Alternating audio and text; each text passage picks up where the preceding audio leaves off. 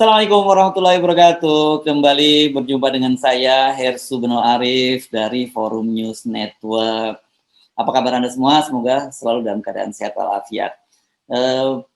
Anda sebagian mungkin sudah membaca ya beritanya.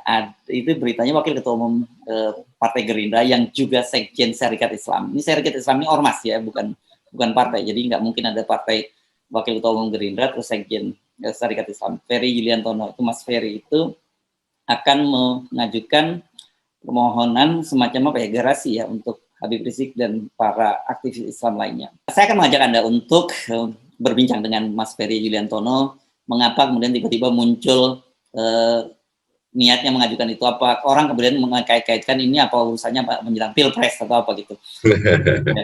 Assalamualaikum Mas Ferry. Waalaikumsalam Mas Arsu, apa kabar? Alhamdulillah. Jadi itu betul ya bahwa Anda mau mengajukan semacam pengampunan lah gitu untuk untuk Habib Rizik Syihab dan aktivis Islam termasuk Munarman dan lain-lain yang Anda nilai ini sebagai korban dari Islamofobia gitu ya? Iya. Jadi memang sebenarnya saya mau menjelaskan dulu, saya baru saja mendapatkan amanah sebagai Sekretaris Jenderal Pimpinan Pusat Syarikat Islam Mas Hersu. Ya.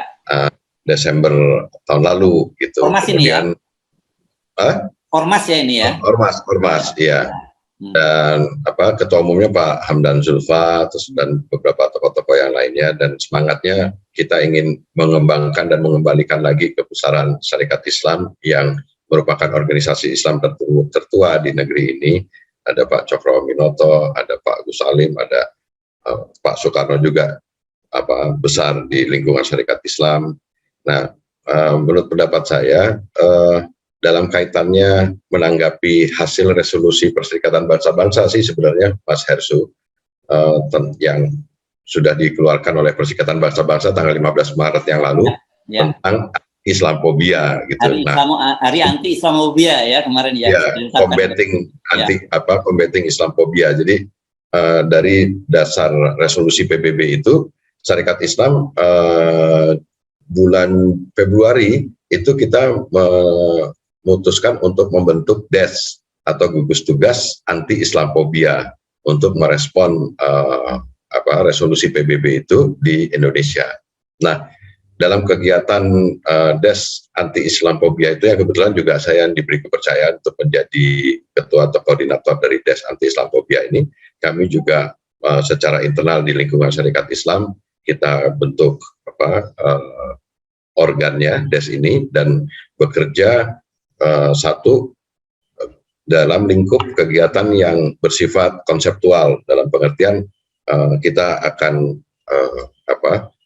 memberikan pemahaman tentang anti Islamofobia itu, kemudian ada kegiatan pekerjaan untuk menyiapkan naskah akademik rancangan undang-undang anti Islamofobia yang akan insya Allah nanti kita sampaikan bersama-sama dengan ormas-ormas Islam yang lainnya kepada DPR gitu.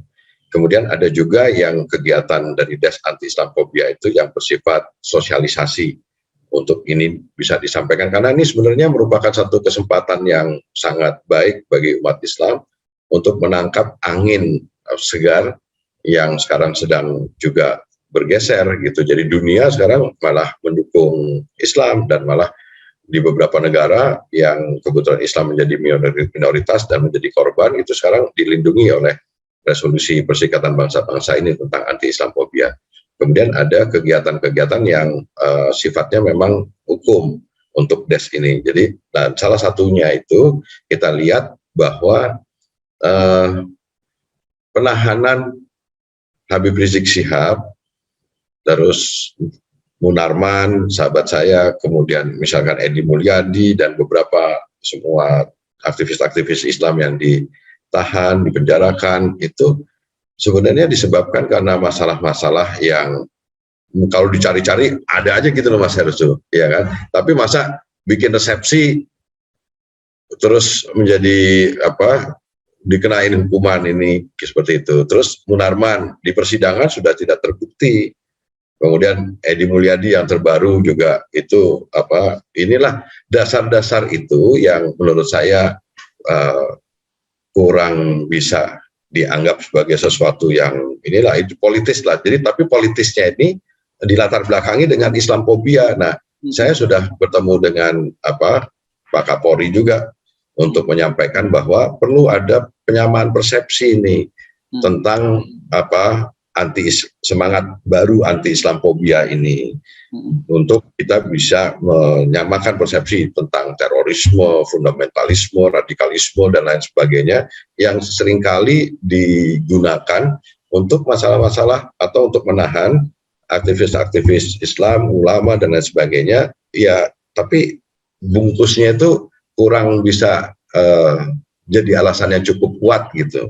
Ya. Nah, jadi diada-adakan, alasannya pun juga kurang kuat menurut saya. Sudah ya bagi kita, saya pribadi menganggap bahwa sebenarnya sudahlah, sekarang ini di tengah situasi bangsa yang sedang dalam kesulitan ekonomi, sosial dan lain sebagainya, pemerintah perlu untuk mengedepankan persatuan bangsa yang menjadi modalitas kita semuanya. Jadi untuk itu dalam kasus-kasus terutama yang menyangkut Habib Rizik Syihab, Munarman, dan aktivis-aktivis Islam lainnya yang dipersangkakan itu dengan dasar-dasar yang menurut pendapat kami itu adalah dilatar belakangi dengan Islamophobia, sebaiknya sudahlah digunakan semua hak yang melekat di kekuasaan, dalam hal ini presiden, untuk apakah itu abolisi, gerasi, amnesti, atau kalau menurut pendapat saya bisa kok itu dibebaskan dari semua konsekuensi atau akibat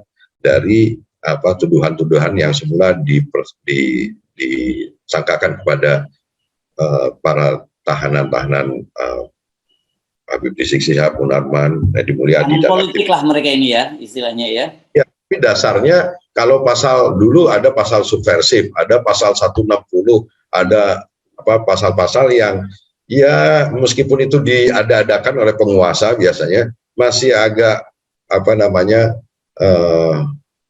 masih agak masuk akal lah gitu. Tapi kalau ini bikin resepsi disangkakan, terus Munarman ditangkap Densus anti teror dan lain sebagainya dan tidak ada buktinya. Kemudian Edi Mulyadi gitu. Jadi udahlah, nggak penting lah menurut saya Mas Ersu. Jadi menurut saya ini surat ini kita buat resmi kepada pemerintah, presiden dalam hal ini, supaya membebaskan lah. Udah. Oke, jadi ini surat sudah dikirim belum ke Pak Jokowi ini surat ini? Ini sekarang sedang dipersiapkan, sudah hampir rampung. Kemudian di internal Des Anti Islamophobia ini kita sedang sempurnakan, tapi bersamaan dengan pembuatan surat ini kepada Presiden, kita sedang juga merancang satu, namanya kita sebut namanya eksaminasi publik. Jadi kita akan undang para pakar, para ahli yang sudah berkenan bersedia untuk terlibat dalam eksaminasi publik dalam kasus Habib Rizik Syihab, Munarman, Edi Mulyadi dan yang lainnya. Itu Mas Usman Hamid sudah bersedia, terus insya Allah Dr. Muzakir dan beberapa ahli hukum tata negara dan hukum pidana internasional juga akan kita libatkan untuk itu, untuk kita bisa dari hasil eksaminasi publik itu akan memperkuat surat yang akan kita sampaikan kepada Presiden Republik Indonesia Pak Jokowi. Oke. Nah, jadi ini nanti yang mengirim surat itu atas nama Syarikat Islam ya, diketuai oleh Des Islamophobia, pimpinan pusat Syarikat Islam itu yang kebetulan saya koordinasikan gitu. Jadi bukan nggak ada kaitannya dengan Mas Ferry sebagai Wakil Ketua Umum Partai Gerindra ya?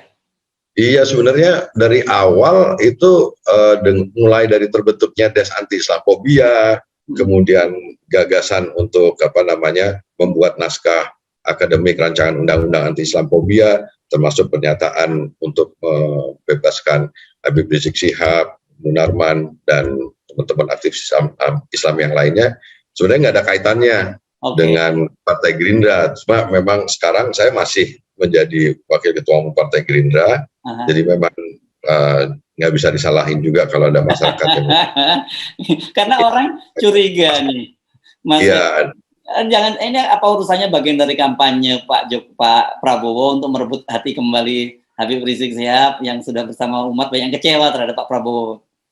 Iya, menurut saya ya memang bisa dimaklumi perasaan yang ada di umat, tetapi bagi saya niat kita untuk menjadikan tema anti Islamophobia ini menjadi sesuatu yang bisa mempersatukan umat, kemudian niat baik untuk kemudian meminta Presiden untuk membebaskan semua tahanan politik termasuk di dalamnya Habib Rizik Syihab, merupakan inilah kewajiban kita gitu atas nama kemanusiaan, atas nama persatuan bangsa gitu.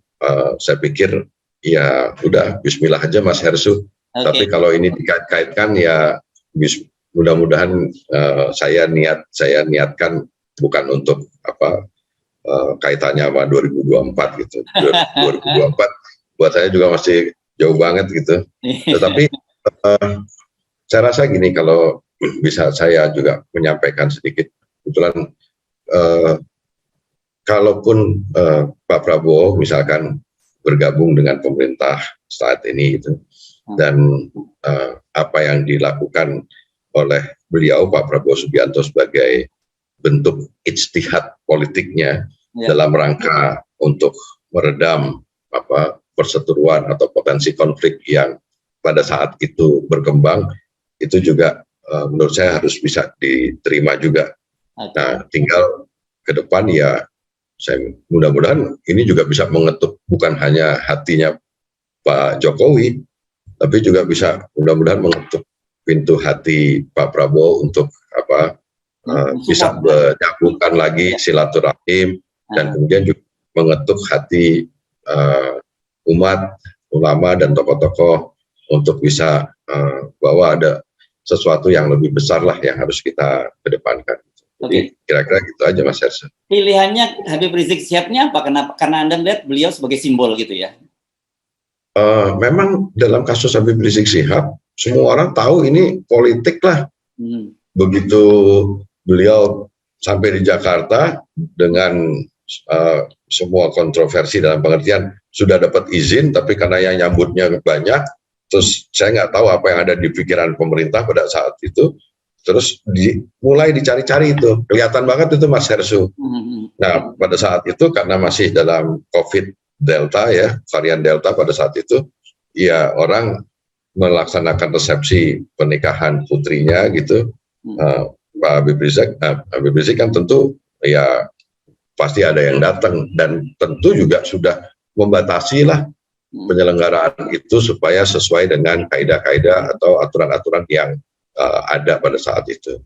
Tapi kalau tokoh seperti Habib Rizik kemudian dicari kesalahannya, ditangkap apalagi ditahan dengan alasan karena melanggar protokol, ya saya tanya, kan harusnya beberapa presiden bahkan menyelenggarakan kegiatan yang pada saat yang sama itu juga gerombol-gerombol kan, juga melibatkan orang banyak juga, kok nggak bisa nggak dikenakan dengan sanksi yang sama. Ini kan aneh lah dari situ. Terus kemudian dalam kasus Munarman itu juga begitu, ditangkap dengan Densus dengan cara penangkapan yang seolah-olah teroris gitu. Saya sebagai sahabatnya Munarman kan tahu Munarman juga mungkin nggak gitu.